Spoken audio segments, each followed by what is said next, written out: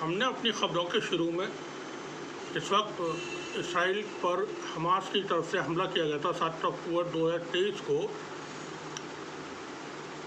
उस वक्त ये बताने की कोशिश की थी कि जंग क्यों शुरू हुई है। यहाँ एक नक्शा देखें आप, और ये नक्शा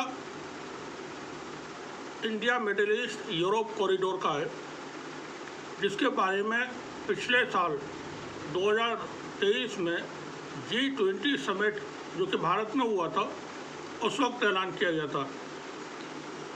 ये कॉरिडोर बनना था जो इंडिया से यूएई और यूएई से रियाद होते हुए फिर इसराइल के हाइफा पोर्ट और उसके बाद फिर ये एंटर होता था यूरोप के अंदर। इसको लेकर के तुर्की के राष्ट्रपति तैयब अर्दोगान ने जब वो G20 समिट में भारत आए थे तभी ऐतराज़ कर दिया था। अच्छा, ये बता दें कि ये कॉरिडोर पहले से लगभग बना हुआ है या इसका प्रपोजल था जो यूएई और सऊदी अरब से होते हुए टर्की से होते हुए जाता था यूरोप, लेकिन अब इसका रूट चेंज किया गया था G20 समिट में जो बात हुई थी उस वक्त। उसके बाद फिर वर्ल्ड की जो पावर्स हैं, ख़ासतौर से चाइना और रशिया, वो एक्टिव हुए और फिर इसराइल के ऊपर हमला हुआ था। अब इस वक्त बड़ी भयानक जंग शुरू हुई है, वो है लेबनान और इसराइल के दरमियान। एक वीडियो यहाँ पर हम आपको दिखाते हैं, नेतन्याहू का ये वीडियो है, संयुक्त राष्ट्र महासभा में वो भाषण दे रहे। अभी जो हमने तस्वीर दिखाई थी इंडिया अरब इसराइल कॉरिडोर की, वो इस तकरीर से आप समझेंगे। देखें।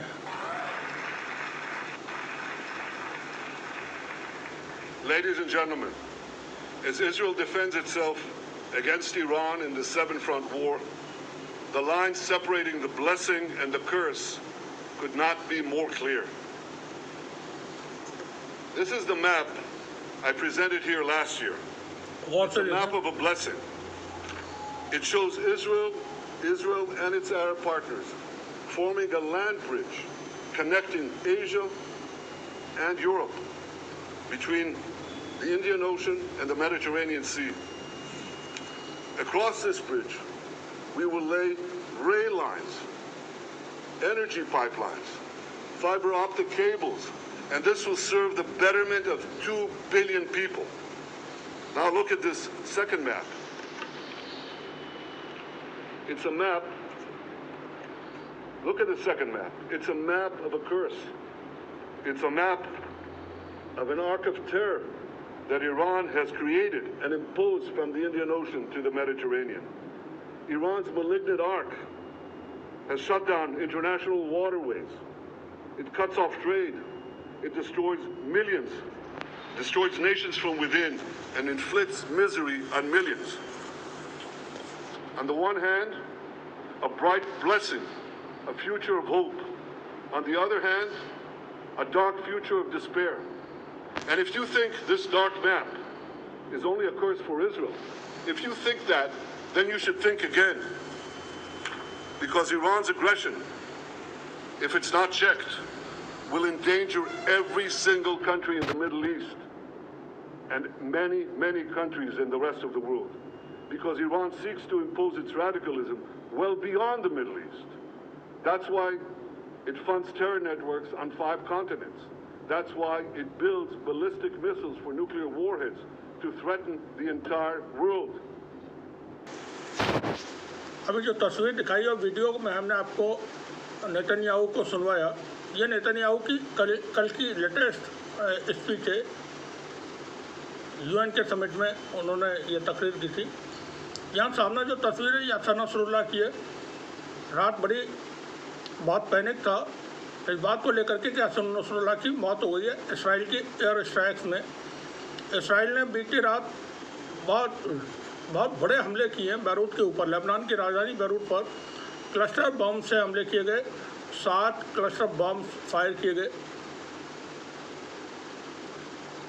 हिजबुल्लाह के मिलिट्री ठिकानों पर या एमुनेशन डिपो पर, और उसमें बाद में खबरें ये आई कि हसन नसरुल्लाह की डेथ हो गई है, लेकिन कंफर्म नहीं हो सकी थी। बहुत देर में जा कर के कुछ इस तरह की खबरें आई कि नहीं, वो बच गए हैं और वो ठीक हैं, सुरक्षित जगह पर हैं। लेकिन जो रात को कैजुअल्टीज हुई हैं वो बहुत ज़्यादा हुई हैं। 500 से ज़्यादा लोगों की शहादतें हुई हैं लेबनान के अंदर। अब ये जंग का दायरा फैल रहा है। अभी तक जंग कुछ सप्ताह पहले तक लिमिटेड वॉर थी, और वो लिमिटेड वॉर थी फ़लस्तीन इसराइल के दरमियान,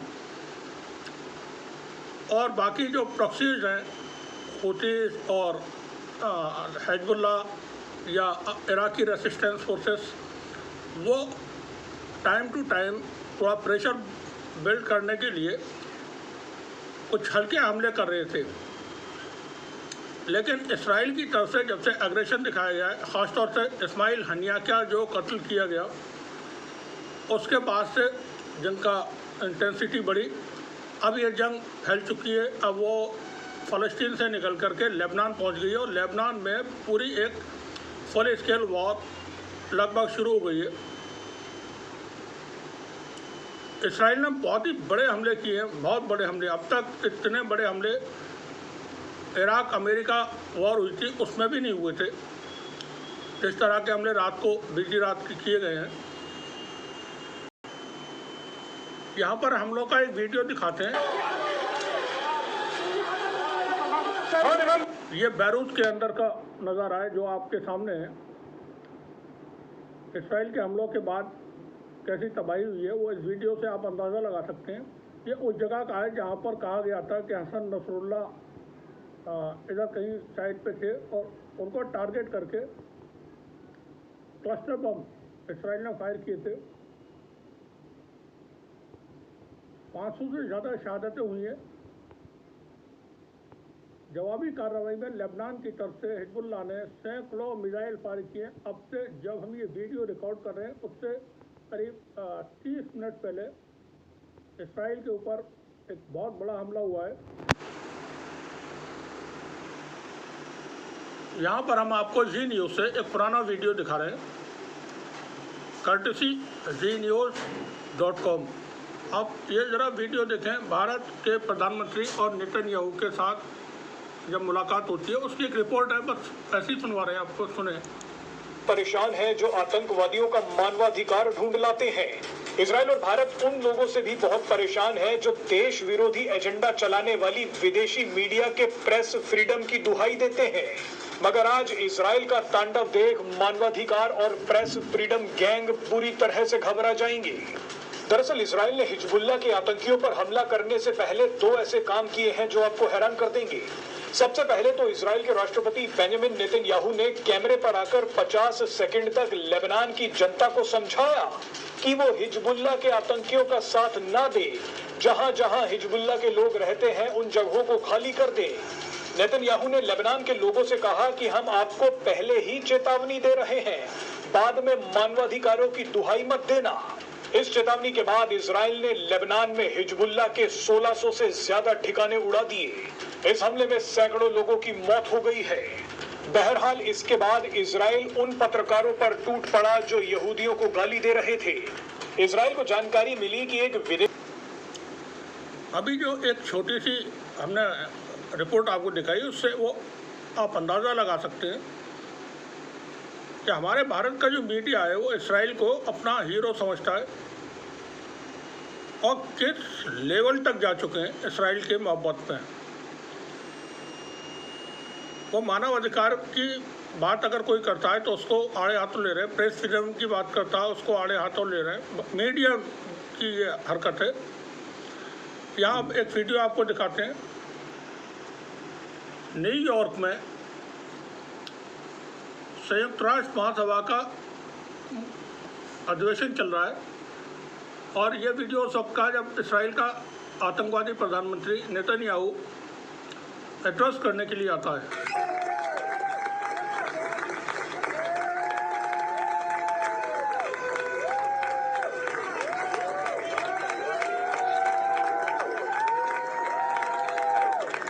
सारे लोग जो बैठे हुए थे यहाँ पर, इसमें अरब के लोग हैं, अफ्रीका के हैं, एशिया के हैं, यूरोप के हैं, और ये कंट्रीज बाइकआउट कर देते हैं, उठ करके चले जाते हैं हाउस से बाहर। और शेम नेतन्याहू के नारे भी लगते हैं यहाँ पर। लेकिन नेतन्याहू को जो करना है वो कर रहा है।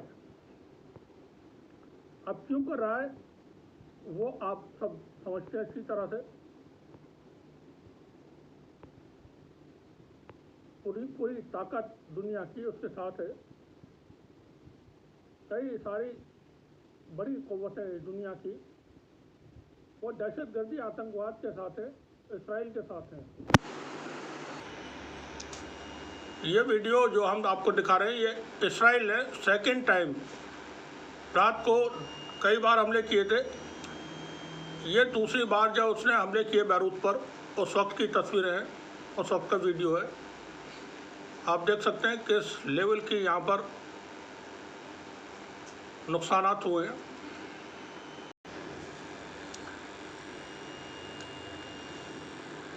एयर स्ट्राइक्स किए थे रात को इसराइल ने। ये बैरूत की तस्वीरें हैं, बैरूत से वीडियो है।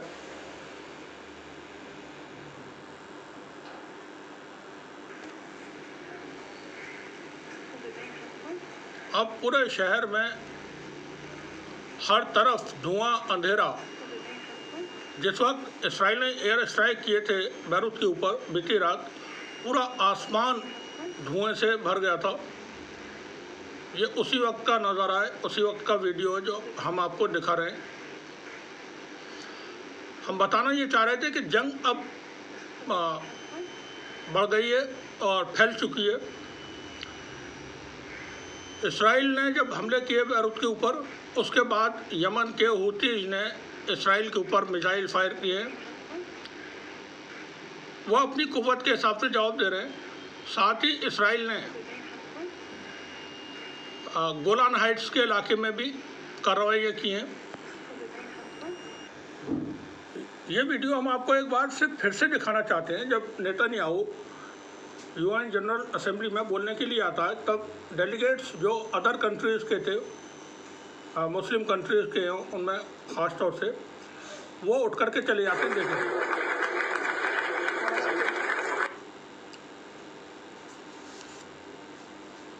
ये वॉकआउट कर जाते हैं नेतन्याहू के आने पर।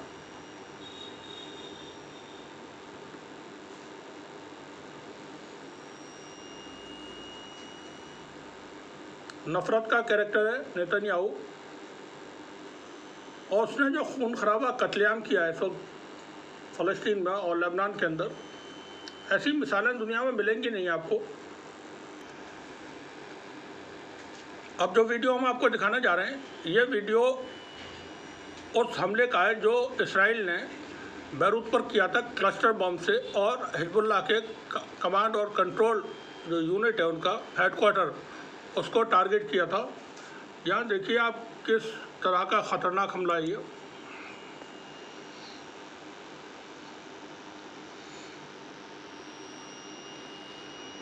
सात क्लस्टर बॉम्ब्स एक बार में फायर किए गए थे।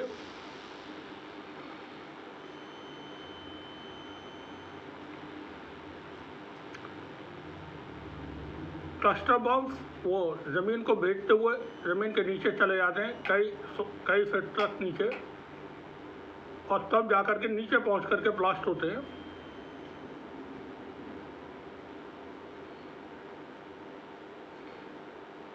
एक बार फिर से बता दें, लेबनान में मरने वालों की तादाद बीती रात के हमले में 500 से ज़्यादा हो गई है। वहीं हज़ारों लोग जख्मी बताए जाते हैं।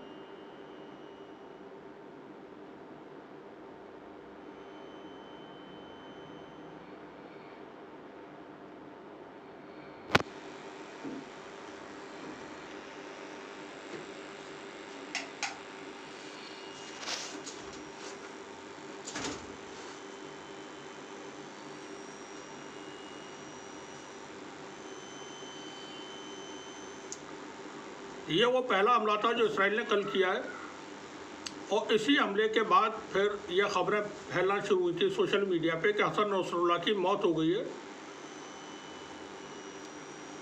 बाद में जब रेस्क्यू ऑपरेशंस चलाए गए तो बहुत सारी टनल्स नीचे वहाँ पर डेड बॉडीज बरामद हुई है और हसन नसरुल्लाह की डेड बॉडी को भी वहाँ ढूंढने की कोशिश की गई। बाद में जाकर के इतलात आए कि वो सेफ हैं, सुरक्षित हैं। यहाँ जो वीडियो आप देख रहे हैं ये सेलिब्रेशन है उस वक्त का इसराइल के अंदर जब यह खबर आई थी कि हिजबुल्लाह के लीडर हसन नसरुल्लाह की मौत हो गई है इसराइल की स्ट्राइक में। मोनू कुमार लिखते हैं इसराइल में जश्न, भारत में भी जश्न का माहौल है और वो लिखते हैं हिजबुल्लाह और हमास जैसे आतंकी संगठन दुनिया के लिए कैंसर है और इस बीमारी की वैक्सीन है IDF। IDF means Israel defence force.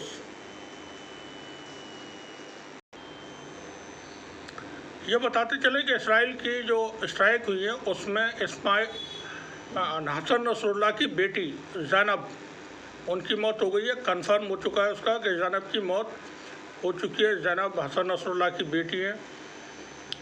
ये जो वीडियो हम दिखा रहे हैं इसी स्ट्राइक में उनकी मौत हुई है बैरूत के अंदर।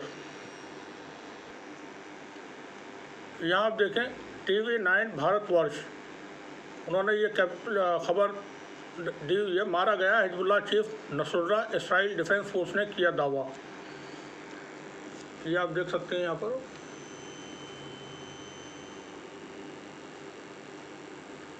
लेकिन हम अभी इसको कंफर्म नहीं कर रहे हैं। टाइम्स ऑफ इसराइल ने भी यह खबर दी हुई है, Hebrew media reports growing Israel assessments Nasrallah killed in Beirut strike.